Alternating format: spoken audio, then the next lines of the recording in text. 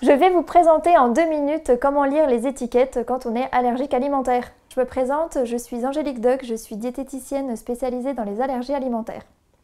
Lorsqu'on présente une allergie alimentaire, le premier réflexe avant toute consommation, ça va être de vérifier la liste des ingrédients afin de repérer son ou ses allergènes. La réglementation qui est européenne impose à tous les fabricants de noter les 14 allergènes à déclaration obligatoire de manière distincte. Ils sont mentionnés en gras, en majuscules, en souligné, en tout cas de manière distincte.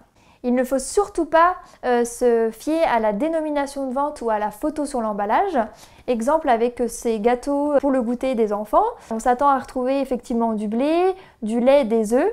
Mais en fait, quand on regarde la composition exacte, on se rend compte qu'en fait, il y a de la noisette alors qu'on s'y attendait pas forcément. Pour les fruits à coque, il y en a 8 qui sont à déclaration obligatoire. Donc quand on est allergique à l'un des 8, il faut bien les connaître. Il faut savoir qu'un allergène a plusieurs dénominations sur l'emballage.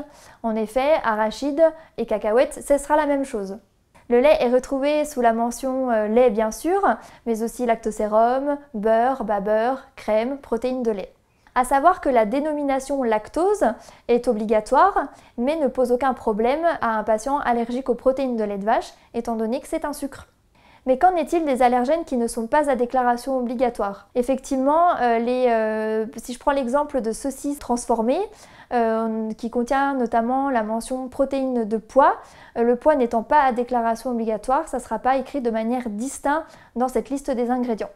Avec parfois des appellations qui peuvent être méconnues, notamment protéines végétales, qui peut effectivement masquer notamment les protéines de pois. Si je prends l'exemple du sarrasin, ils peuvent être cachés sous l'appellation blé noir, comme sur ces galettes. N'hésitez donc pas à demander à votre allergologue de vous adresser à une diététicienne spécialisée dans les allergies alimentaires afin qu'elle vous fasse une séance éducative pour approfondir vos connaissances. Vous trouverez toutes ces informations sur les allergies alimentaires ainsi que des outils, notamment les fiches d'éviction allergène par allergène, sur le site internet Allergodiète. À bientôt!